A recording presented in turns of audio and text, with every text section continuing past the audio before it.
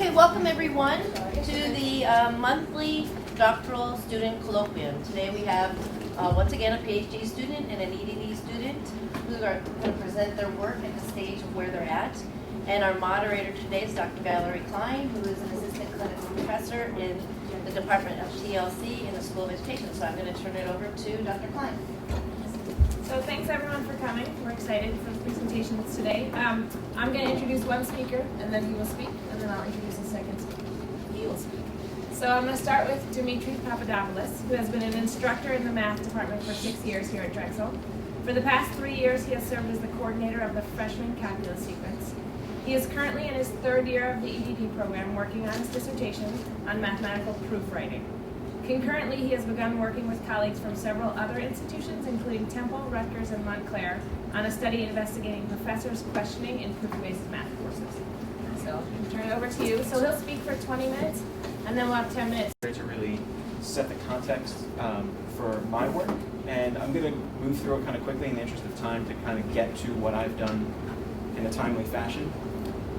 So an overview of the introductory overview goes something like this. I'm going to claim that proof is really important, mathematical proof is really important, that it's difficult, specifically it's difficult for students to learn, it's difficult for instructors, teachers to teach, it's difficult for researchers to research. There have been efforts made to improve the teaching and learning of mathematical proof at the undergraduate level, and I am making efforts to improve the teaching and learning of mathematical proof at the undergraduate level, specifically using work examples. On to the actual introduction. I thought it would be prudent to maybe start with some perspectives on proof to give you a sense of how I'm thinking about proof in the way I'm framing this study. This quote by Kitcher, I think, exemplifies what we typically see as a formal definition for mathematical proof. It suggests that a proof should be defined as a sequence of statements such that every member of that sequence is either some basic a priori statement or follows from previous members of that sequence of statements via some a priority preserving rule of inference. Okay, pretty wordy. Basically, it's a mathematical essay where every step follows logically from the previous steps based on mathematical rules and principles. Harrell and Souter take kind of a bigger picture view of proof and define what they refer to as proof schemes. So for them, a proof scheme is whatever it is that constitutes proving for an individual or a community. And they distinguish between the ascertaining type of proving and the persuading type of proving. So ascertaining is what I do as an individual to convince myself. Persuading is whatever it is that I do to convince you all, the reader.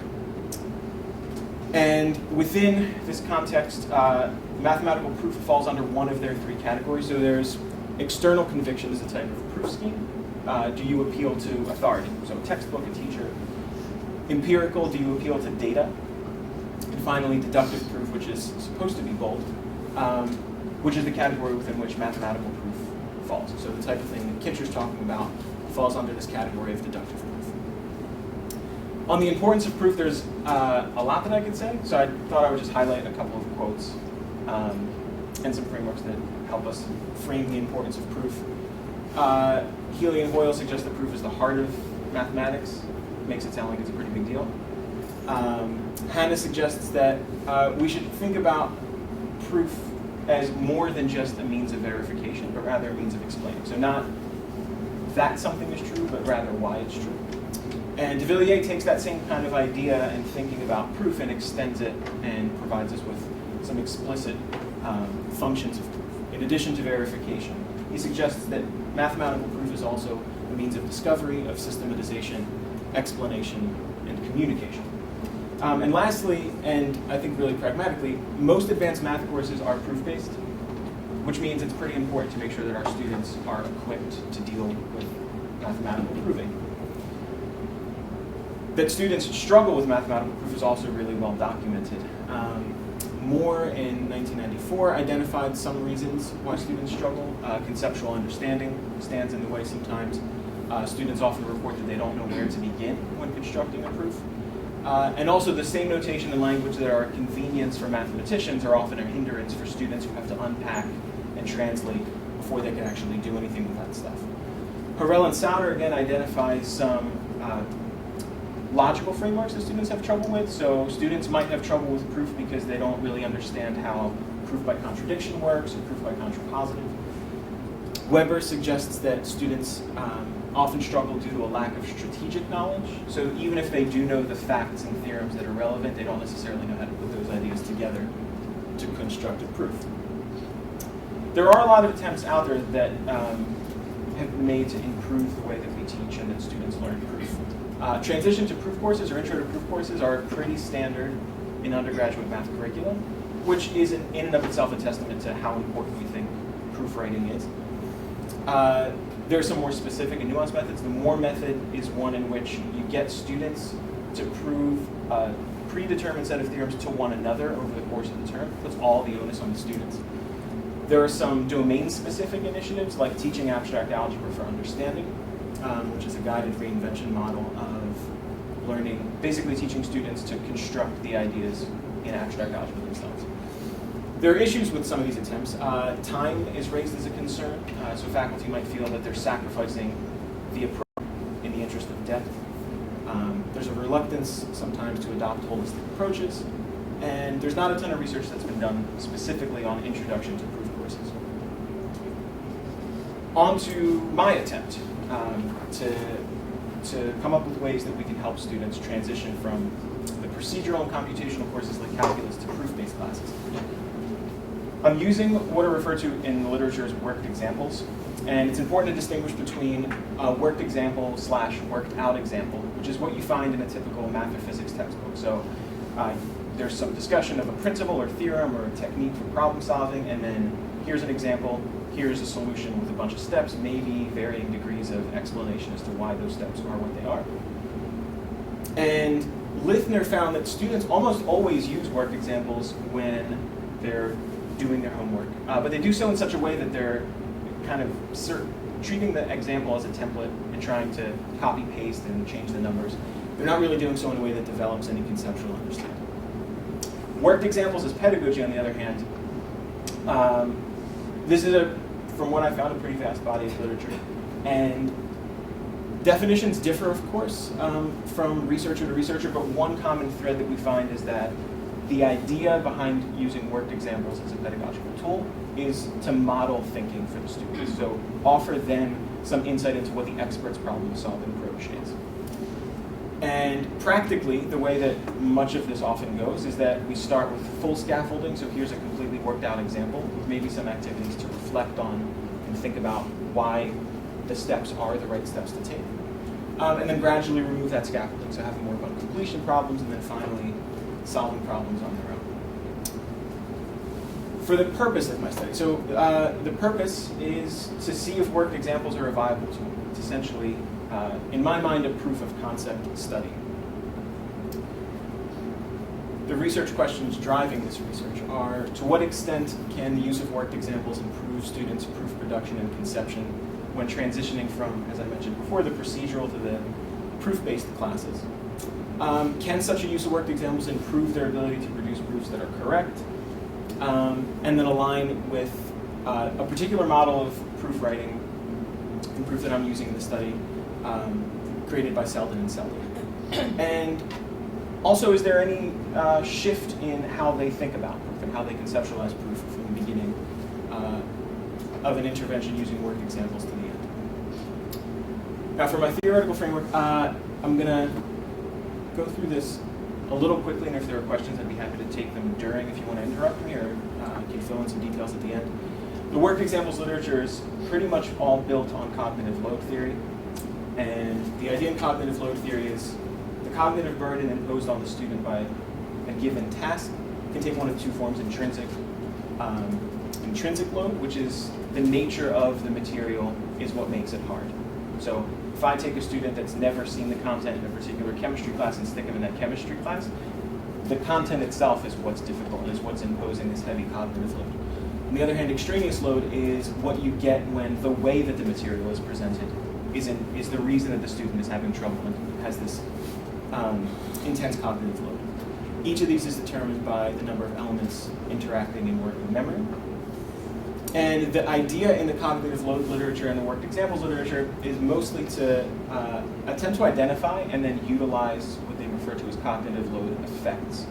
And there are a number of these. Individual studies tend to focus on individual cognitive load effects. But essentially, how can we leverage the student's cognitive load to maximize their learning via certain pedagogical tools and instructional design?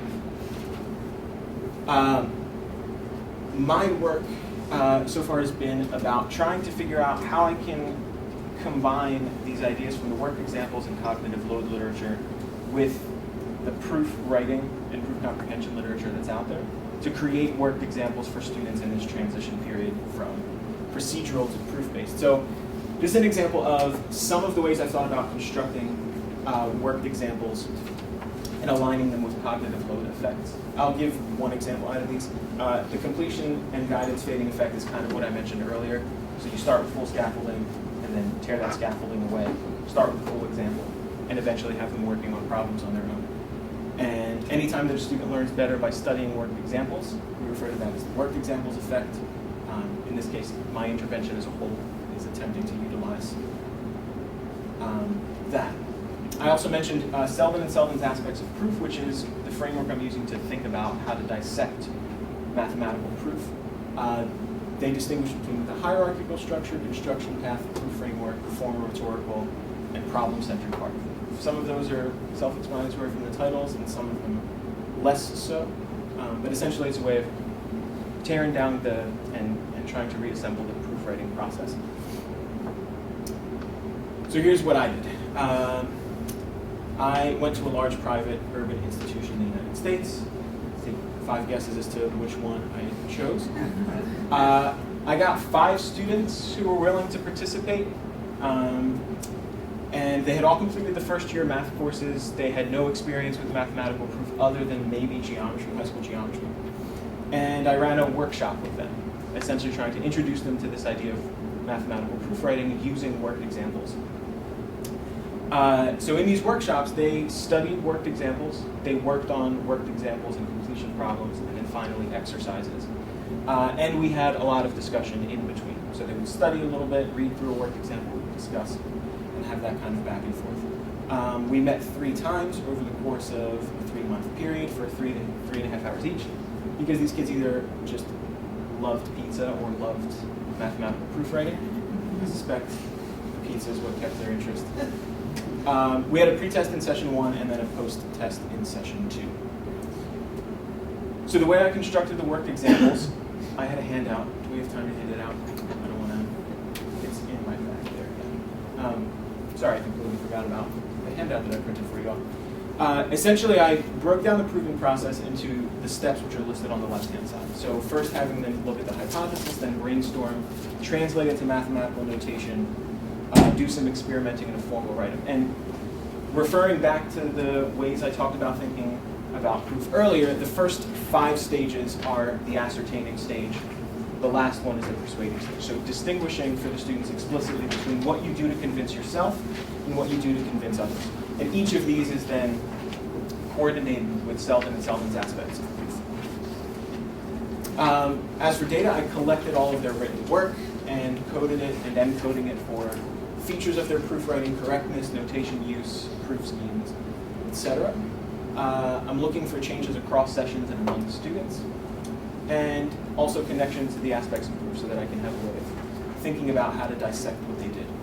Each workshop session was recorded, and those transcripts are being coded, but today I'm going to focus just on their written work. Okay, some preliminary findings. This beautiful color-coded table. So this is some of my code counts, and I thought I would put it up just because it's been helpful for trying to identify behaviors. For example, in pre-test, student H had 20 instances of misusing notation, and then by session 3 had none. So seeing these kinds of things has been helpful in just kind of like drawing my attention to the types of changes I should look for in their work. Same for code number 1, declaring variable. Something that's necessary in mathematical proof, something that they didn't do much of in the pretest and then did a ton of following that first that first session. I thought that for the purposes of a short talk like this, I might talk about what one student did. So one of my students, we'll call her student R, I pulled out her work in, so these first 3 rows are some of her work in the pretest session 1, example 1.2, and session 1, exercise 3. And so we see that as with most of the students, they didn't really get anything correct. So column, 1, 2, 3, 4, I stands for incorrect, C for correct, M, C for mostly correct, and I and C for incomplete. So like most students, she didn't really get very much right in the first session, and in the pretest, there was a lot of loss of generality, a lot of colloquial explanations. So she would just write a lot of words and have this verbose explanation that wasn't actually going anywhere.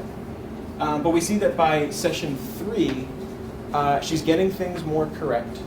And then, interestingly, even when she gets proofs incorrect or fails to complete a valid proof, she does interesting things like writing statements for each kind of proof type that she might try and exploring each of those options. So taking a bigger picture view of the proofwriting process. Here's some of her work. So again, I said in session 1 on the pretest, she basically just gave these colloquial explanations, and I don't know how legible that is from there. I picked hers because her handwriting was pretty nice, but basically she just kind of goes around in circles, restates the problem statement, and says that, well, it makes sense that the sum of an odd integer and an even integer is odd. Okay, and then she's got some scattered algebra on the right, doesn't really connect it to her writing. By the end of session 1, so this is like pre-test, here's an example of what proof should look like. Now you do proof. She wrote things that look like this. And if you look on that sheet under the formal write-up on the first example, she's modeling a lot of the language that we use. She's able to use correctly notation. She's declaring variables. She's showing her algebra, labeling her steps, etc. Same kind of thing we see in session 3. Another correct proof on her part. And then finally, this is the one where she wasn't, so there's a bunch of algebra that's missing here that I didn't put in, but this is what I was mentioning before. So she's exploring her options and thinking big picture, like, how might I solve this? Let me explore these different options, which I think is very productive work, even though she didn't get a valid proof.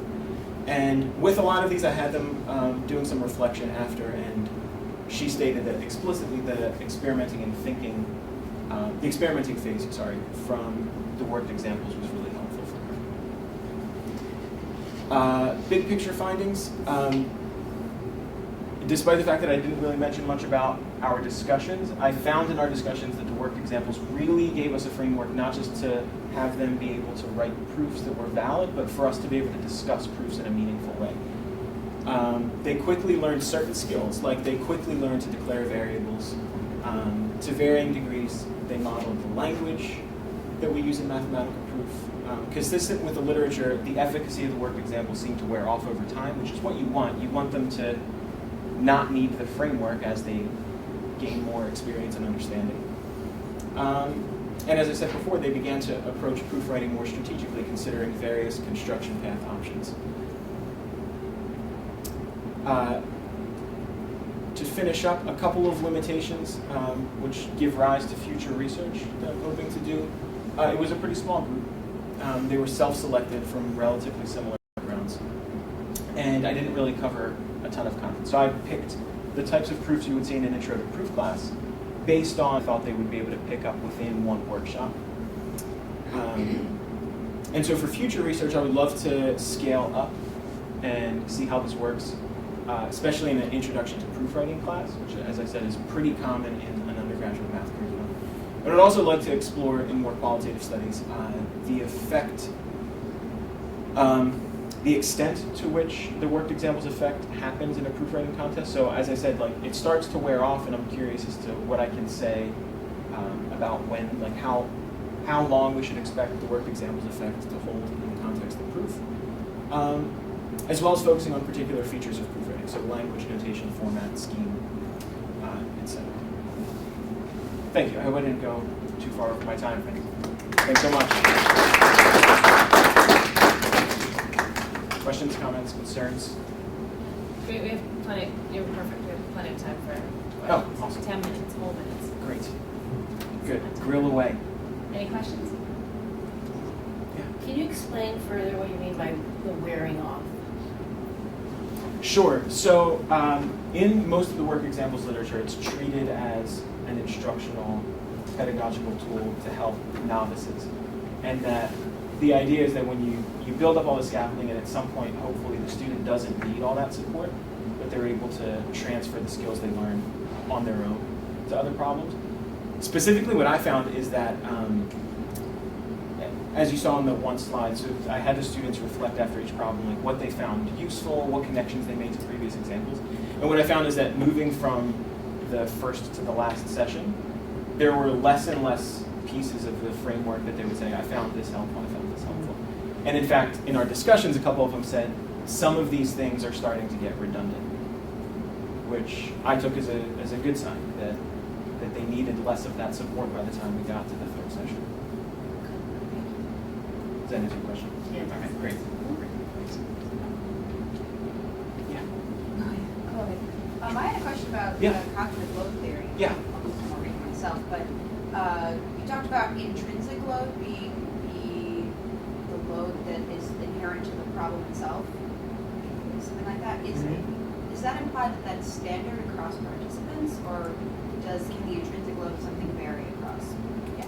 I think it definitely varies. It's situational. So, like if you and I have taken different levels of physics, right?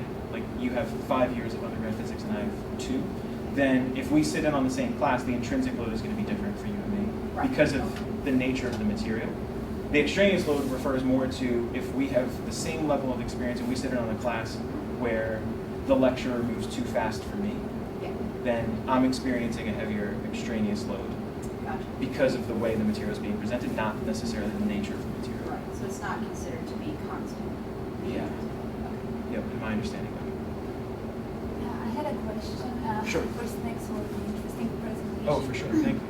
Yeah, I had a question about knowledge transfer. So Okay. the knowledge that they got, did you also look into how they could transfer this knowledge, mathematical knowledge, to other relevant situations and other tasks? Yeah, it's a good do you think question. it would help students to make connections between the abstract concepts, mathematical concepts, and the activities in the everyday life? So you're asking, do I think this extends to things outside of do you like think proofwriting? it would help, and if you have also considered this aspect of learning and teaching mathematics? Yeah, so as a math person, I want to argue that math is applicable to everything. Yeah. And so any math that they do is going to Yeah, help sure. them in everything So that they do. that's why I'm asking. But I'm really biased in Yeah. that way. I would like to think so. And, like the purpose of my study is not to explore how developing good proofwriting skills extends to other disciplines. Although I suspect that the process of constructing logically cohesive ideas and this kind of like axiomatic thinking that we do in mathematical proofwriting seems like it must extend to other disciplines. And I think about that all the time, and I'm definitely, like I said, biased in my perspective, but that's not something I've thought about how I might explore it yet. And how we could scaffold this. Yeah. Yeah, thank you. Okay, yeah, for sure, thanks. You talked about, these are worked examples is what you call, like, I would call the intervention that you use, or the method. Did I miss it? What would be another method? Other than worked examples? I mean, because there's, I'm not a mathematical world. Sure, so I see the intervention as in contrast to what you typically see in a math classroom, which is like, I just present problem after problem on the board, or a problem concept on the board, and then you take notes. The worked examples effect in the cognitive load literature says that, contrary to the received view a lot of times, that students do better in certain contexts studying the solutions to problems rather than just working out the problems.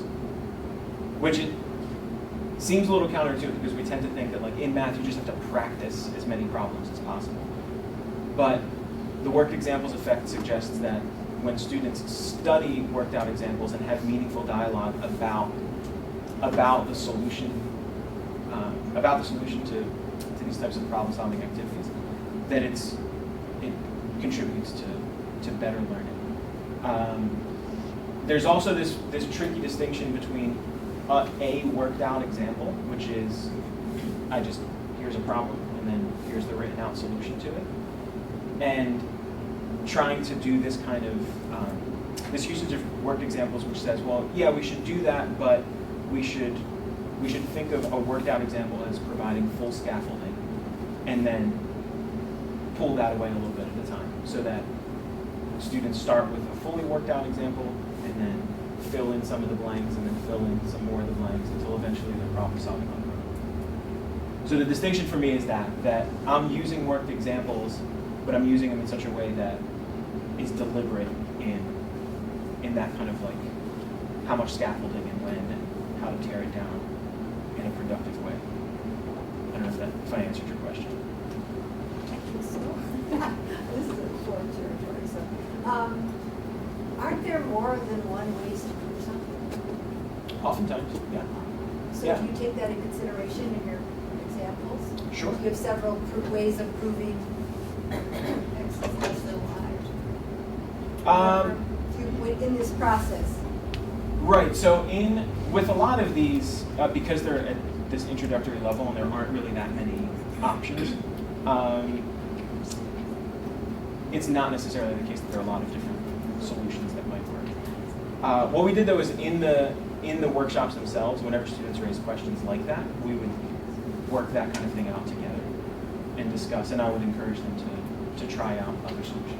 And in fact, yeah, by the second or third session, there were a couple of students who were finding unique proofs that were deviated a bit from what had been presented thus far. For sure, yeah, thanks. We have time sorry. for one or two more questions. Yeah, go for it. I'm just curious about where this work is usually applied in terms of, so I'm assuming that your sample were all math majors? They weren't. So originally, my original plan was to take a bunch of students from the Intro to Proof class that ran at the same time that I ran this workshop, take a subset of those students, do this worked example workshop, and then compare how they did with the rest of the Intro to Proof students.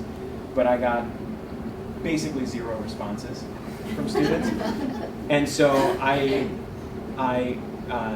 took advantage of students that I had the year before who seemed like they liked me. And they were all willing to come and hang out and do math and eat pizza for 4 hours at a time. So they were actually all engineering students in the first year, they take exactly the same math classes as math majors. So in that sense. But have like a mathematical background or like. Yeah, they have the same background, but there's a little bit, like they have less of a vested interest in getting good at proofwriting, despite the fact that most of them said this is pretty cool and interesting, and if you need to do more, we could do more. So. And is this work usually, proof courses usually found, or is it being advocated for something to start doing at the college level, or also in like the primary and secondary level as well? So I know that at the undergraduate level in most math programs, typically in the second year there's this introduction to proofwriting or transition to proofwriting, where it's a course that'll just cover the types of language that we use, and there's like the Moore method that I mentioned, right, where students are just made to prove statements to one another. And then after that, the third and fourth year of a math program is typically mostly proof-based classes. So most of the classes that you take your junior and senior year, if you're a math major, you're doing tons of proofwriting. If not all proofwriting, yeah. Yeah, I think I'm just, as I think you mentioned, I'm just really curious as to how this might be particularly beneficial for like non-math people. Like Yeah. how this might, so I just think that if I possibly had learned this style and learned more like math in a more kind of proof-oriented way, I think based on just the kind of way that I learn and the way that I think it might have been more impactful for me. And so I'm just curious as to how folks who are in disciplines that aren't necessarily math heavy Yeah. might benefit from proof work. Yeah, I agree. Well, recruit those students and let's do it. I'll do it. No. Because that sounds, yeah, absolutely. Sounds like a good time. All right, I think that's all the time we have, so thank you. Awesome. Thanks.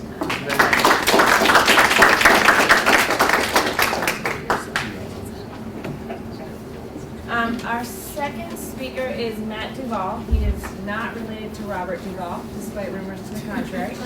He is, however, a doctoral candidate finishing his third year in the PhD program. His research interests include educational technology and literacy, so we're going to shift to the literacy world here. And he has an MS in instruction from Drexel and an MFA in creative writing from Seton Hall University.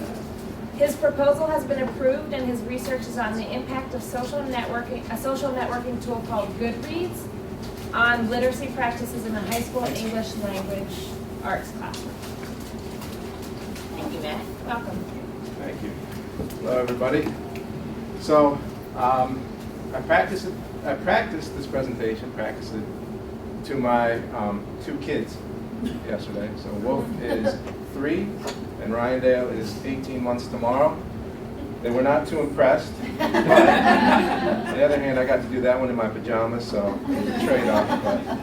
But my talk is about my dissertation research, impact of virtual literacy communities in an English language arts classroom. All right, so basically the overview of the presentation is I'm going to talk a little bit about the background of the problem, how I came to think about it, a brief talk about the literature that I used to kind of develop my thoughts, and then the research design and methodology that I am planning to use in my dissertation. All right, so the problem that I originally started thinking about was the fact that there are some people who get to high school who get labeled as struggling readers. Alverman talks about how it's possible that the education system actually turns them into that by labeling them that way and not giving them interesting things to read. Some studies, it varies, but some studies have found that as many as 2/3 of teenagers do not read for pleasure. So they might read if they have to, but they don't read for pleasure. On the other hand, studies have also found that teenagers who do read fiction are better at reading of all kinds, including academic reading. So it is a skill that can help transfer beyond just reading fiction for pleasure. Reasons for this, peer pressure, obviously, it's not always cool to read or to be a person who reads. And the other issue that happens is that usually by the time you get to high school, barring some kind of disability, students typically do know how to read functionally. They know that words make sounds and that combining letters together will make words, but they don't always know how to comprehend what they're reading. So they don't always understand the what and the how of what they're reading. And a lot of times that's even more prevalent with students from low socioeconomic status in schools without a lot of resources. And it also often results in those students being demoted to skills-based classes where they're focusing on putting letters into words and just reading to be able to say what's on the page versus actually understanding what they're reading. So in this study that I'm undertaking, I'm looking at one possible solution of using technology in a reappropriated way in an English language arts classroom. So the particular technology I'm looking at is called Goodreads. It's a social network that's built around books. So you can kind of see some of their marketing ideas here, but it's also based on the fact that I view learning as being happening in a specific context and as being social interactions between people. Goodreads can combine academic literacies, obviously, with other kinds of literacies, and it's also related to designing learning environments around technology. So the reason specifically I picked Goodreads was that it is one of the most popular social networking sites for books You can see 40 million members. They've got over 1 billion books. And you can kind of see how people use it. It's not the only site that is in this space, but it is probably the most popular. And it's also owned by Amazon, so it's not likely to go out of business while I'm doing my study. Afterwards, who knows what Bezos might decide to do, right? But I'll talk about my research questions again later. And these are still kind of, I'm working out the nuances of them, but this is the current iteration. So I'm interested in literacy in a more holistic sense, which I'll talk about later. So I'm looking at the literacy processes of these teenagers and also the products that they produce in a classroom environment using a technology like Goodreads.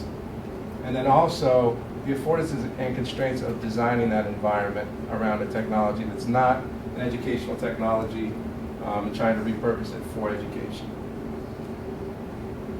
All right, so in the very brief review of the literature, I have a lot more that if you're interested, just email me and I'll send it all to you. It's great if you can't sleep. So I'm going to talk about two main things, the two main approaches that I'm looking at, which is literacy as a social practice, and then the social infrastructure framework for designing technologically based classrooms. So literacy as a social practice, as I spoke about before, is a perspective on literacy. It's not a specific theory, but it is a category of theories that view literacy as more than just reading and writing. So it's not that you're literate or illiterate, but that there's this spectrum of literacy that you fall in, and also that the practices of literacy are used in specific settings in certain ways, and they're connected to the power structures in those settings. So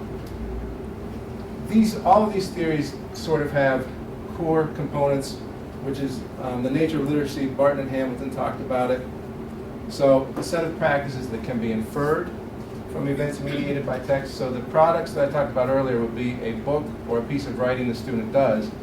And from that book or the writing and how they talk about it, you can infer what the practices are in the broader context.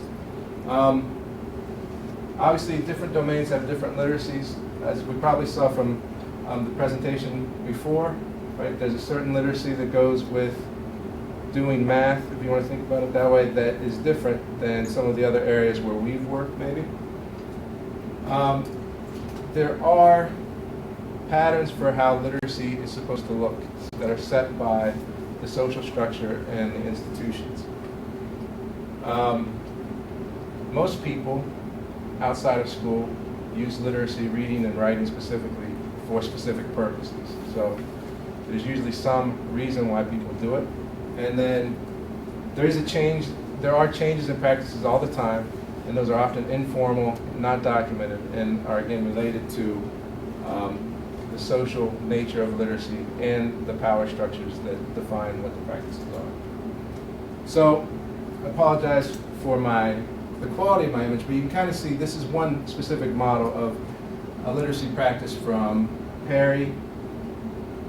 And basically, all these things are related, and at the very heart, the things that are shaded in gray are the products, things you can actually observe.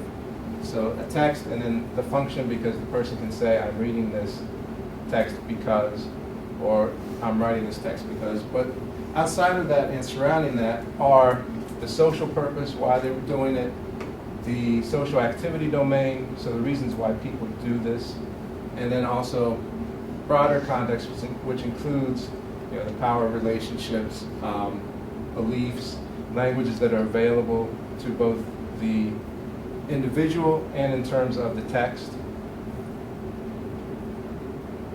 And then combined with that, I'm using the social infrastructure framework, which was developed by Validity in 2006. And it was a framework for considerations you should make when you're integrating technology into the classroom. So there's basically 4 broad areas. I'm not going to talk a lot about cultural beliefs, but in this case, definitely adopting a sociocultural approach to learning. And I'm not going to talk a lot about the socio-techno-spatial relations, because every time I have to say that, that takes away a lot of my presentation time, first of all. But second of all, when she wrote this in 2006, there was a much larger concern about if you were going to use technology, what would you use, what kind of machines would you use, where would they be located, how would you access those. The target site that I'm using has a policy where students can bring their own technology to use in school, and if they don't have technology, the classroom is equipped with laptops. So it's not as big a consideration for this study, although it is a big consideration for using technology in general. So in the interest of time, I'll skip those. So I'm going to focus on the practices part, which is specifically what pedagogy are you going to use in the classroom, and then interaction with the outside world. So how do you connect with people beyond the classroom to try to make this more authentic? All right, so in the slides that follow, I'm going to talk about 3 pedagogical approaches to improving comprehension. And for each of those, I'll give a brief description, talk about what problems they address, the usefulness of the approach, how it connects to literacy as a social practice that I talked about, and how it connects to Goodreads. So the first is this idea of collaborative reasoning. So collaborative reasoning means that the students will take positions on central questions, and then they give those reasons to the class, and they defend them between each other. Obviously, the reason why this connects to literacy as a social practice is because it shifts the context by making the teacher less in control and the students more in control of what they're learning. Because unlike traditional approaches where the teacher will ask the questions and then ask for volunteers and the students answer, this approach is to let the students with as little participation from the teacher as possible take control of the discussion. So the teacher may start with some examples, but will try to eventually take that scaffolding away and just let the students interact. As far as how it connects to Goodreads, on Goodreads, users can review books and say why they like them or why they don't. And often these are very detailed, and we'll focus on specific aspects of literature like setting or plot, characterization. So those can provide a potential source of questions for students to use when talking about a text. They also provide a kind of text of itself, so the students can actually reason about these reviews. What makes a review good or bad? And does it matter if you're reading the review to decide if you want to read the book or to decide if you want to buy the book? Like, how does your intentions change the quality of the review? And then also it is possible for it to provide more extended collaboration as far as generating ideas about books, because there are discussion boards on Goodreads where people get together and talk about books back and forth. So extending that reasoning beyond just the teacher and the students to the outside world. Second approach is called questioning the author. This is often used with especially content area reading, so social studies uses this approach a lot. And students basically, or the teacher, hypothetically pose questions to the author. A lot of times, especially in social studies class, if you're reading, you might read the Constitution, it's hard to ask those authors actual questions because they're dead, but you can hypothetically ask them questions and then generate answers that help you to comprehend why they might or might not choose a certain word or a structure of their text, why they leave things out, that kind of thing. So as far as social as literacy practice, literacy as a social practice, this shows the pragmatic knowledge that's necessary for literacy. So it helps to talk about textual features of the text that lead to comprehension or miscomprehension, and as well as cultural knowledge. Obviously, things written from a different cultural perspective focus on different things. The way that Goodreads can be used to augment this is you can literally ask the author. There's an actual screen on there that says, ask the author a question. Also, a lot of times this approach is used with the teacher directing it, so it lets the students have more control over the questions they're going to ask.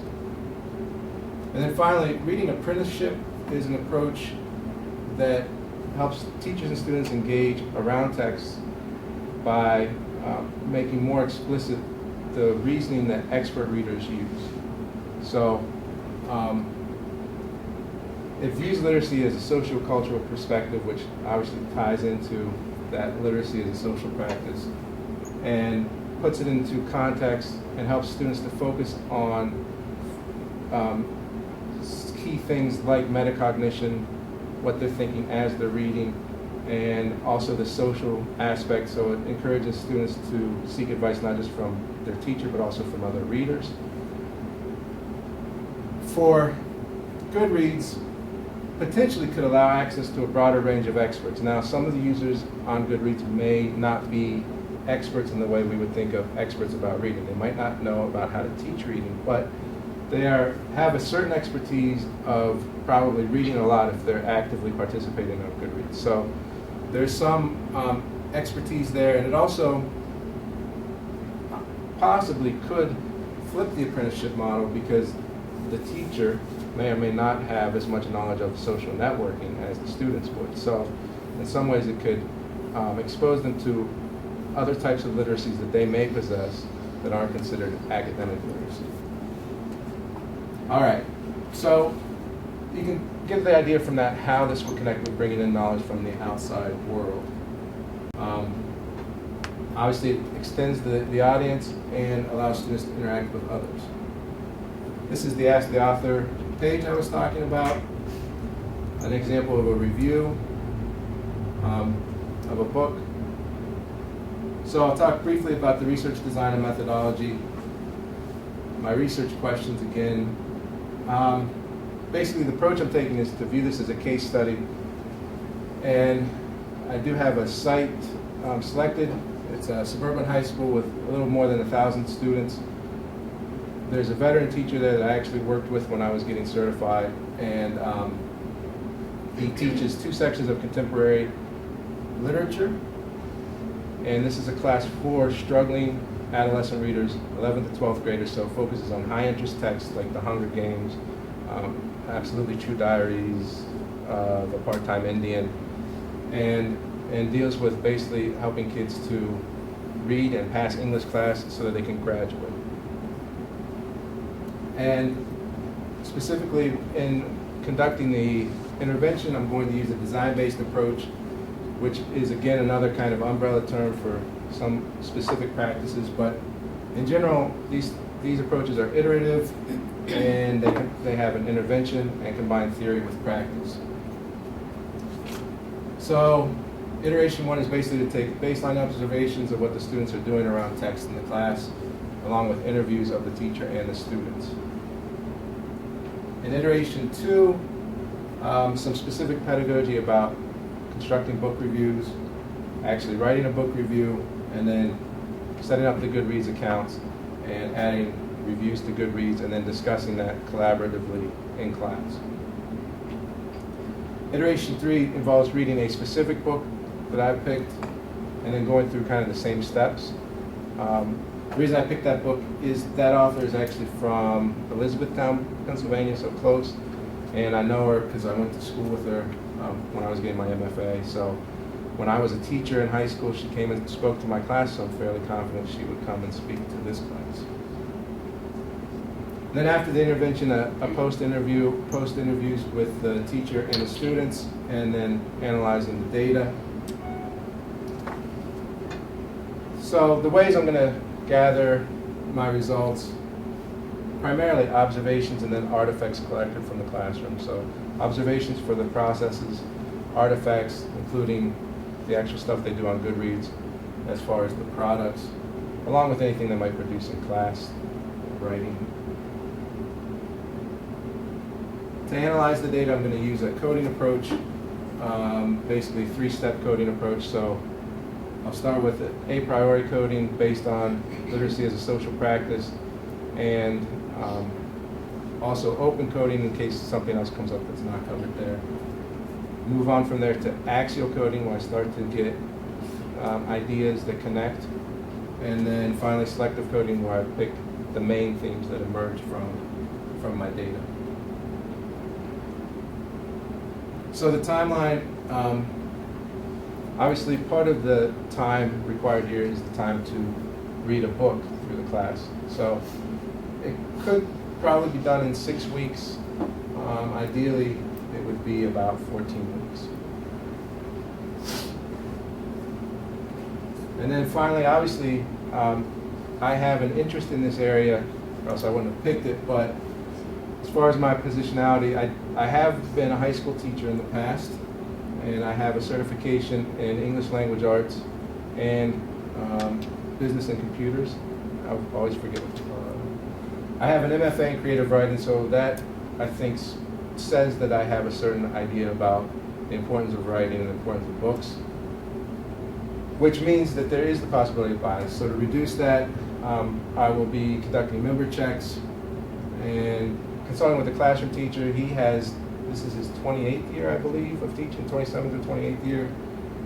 So he's seen a lot of stuff. And then also, I have a good committee made up of a lot of great people, so I'll consult with them on the results as well. Maxwell talks about the validity of qualitative research is not necessarily if it's right or wrong, but if other people reasonably agree with the conclusions you make based on the data you have. It's good. And I'm done. Perfect. Thank you. We have time for questions. Natalie Duval said fascinating presentation. Wow, thank Any relation? No bias there. No, I'm sure that's a completely anonymous person. Yeah, she's probably with Robert. Yes. So first I just want to clarify, you're using Goodreads as a technology to assess whether students become stronger readers or become more interested in reading? Just clarify. Yeah. Well, sure. Basically, the idea is to see how the introduction of this technology might influence their literacy practices, in particular, how they think about reading. So, they may or may not become more interested in reading, but I'm interested to see if they start to talk about books in a different way, if they start to think about the reasons for reading in a different way, if they know that when they write about what they thought of this book, somebody besides the teacher is going to look at it. Does that make a difference? And if it doesn't, then that tells me something too. Hopefully, obviously my hope is that it does, and that it makes a positive improvement. So thank you. So I'm interested in like this idea of power relations, the power structure that you kind of touched on a little bit. So I'm wondering, Goodreads, would you consider Goodreads as a socio-cultural, social-historical text? What was the term? Socio-cultural. Socio-cultural. So would you consider Goodreads as a socio-cultural text, and then how does that play into sort of like this idea of like power, like Goodreads as a mainstream sort of medium? Right. Well, and that's an interesting question that actually I think I've thought about. Some people on my committee kind of asked a similar question. And definitely, so it presents its own set of cultural kind of norms. So it's an active community and they do police people, but there is a power structure there too. So for one thing, like I said, it's owned by Amazon. Amazon sells books, so they obviously have a reason for having this site that may not be the reason we're using it for. So part of what I'm trying to investigate is, does that impact what the students see or what they do on there, and in what ways? The other thing, so I've been looking at, working on a paper where I'm comparing this to some other sort of literacy-centric technologies. So there's a site called Wattpad where students can read and write their own stories. Now there's issues because a lot of times they'll plagiarize stuff to put on there, but it's much more like creative, where they're creating, like producing and consuming content, whereas Goodreads is primarily designed for consumers of content. So, that obviously has a certain power structure to it too. If many people or some people even are using this to decide how they want to spend their money, that's a different kind of analysis of literature than what maybe will be considered appropriate in an academic study. That was a long answer. I got excited. No, I think it's Go an ahead. interesting question. Thank you.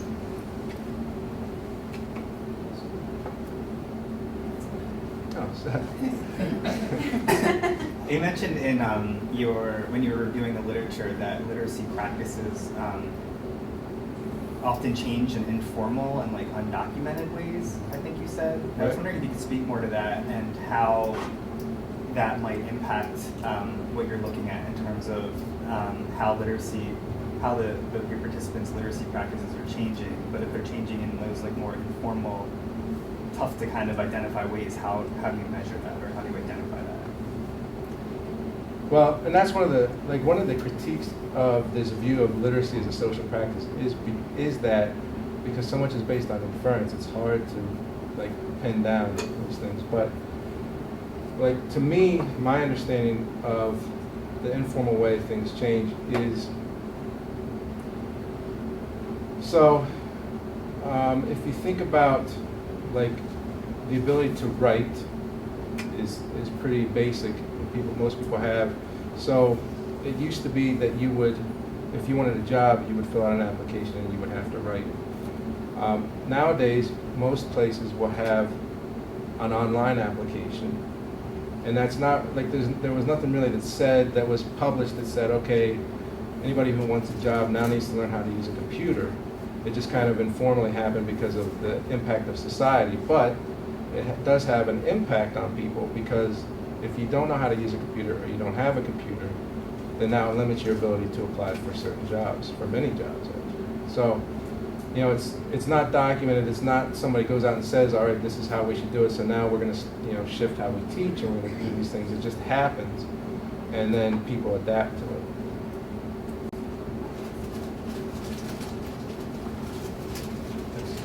Can you talk a little bit about what you know in terms of like the practices of using social networking within schools to enhance learning in other ways? And have you thought about that? Is this based on other things you've seen that were successful, or just sort of? Well, there are a number of articles about like Facebook using that for, especially in literacy. So, I am drawing from that as far as figuring out how you to an extent control the possible negative impacts of being on a social network that's outside of the classroom.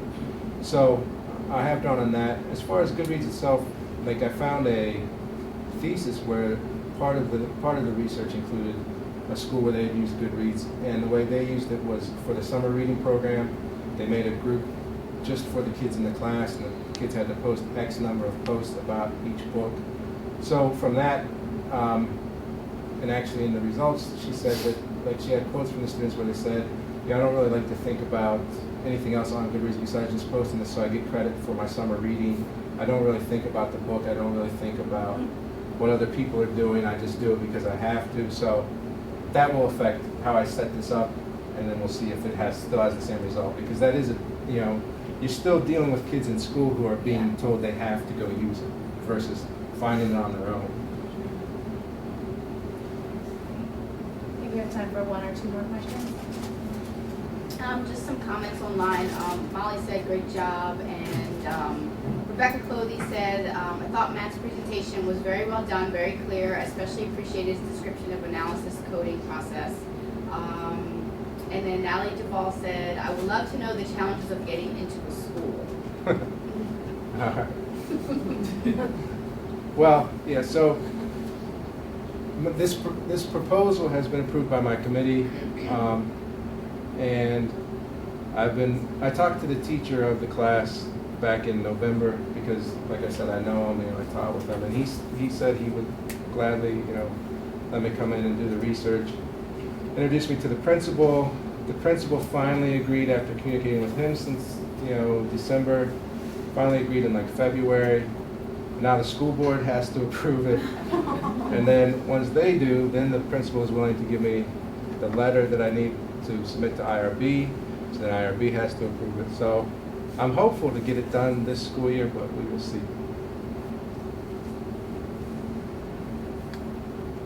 Do we have any other questions? Thank you both for really interesting presentations.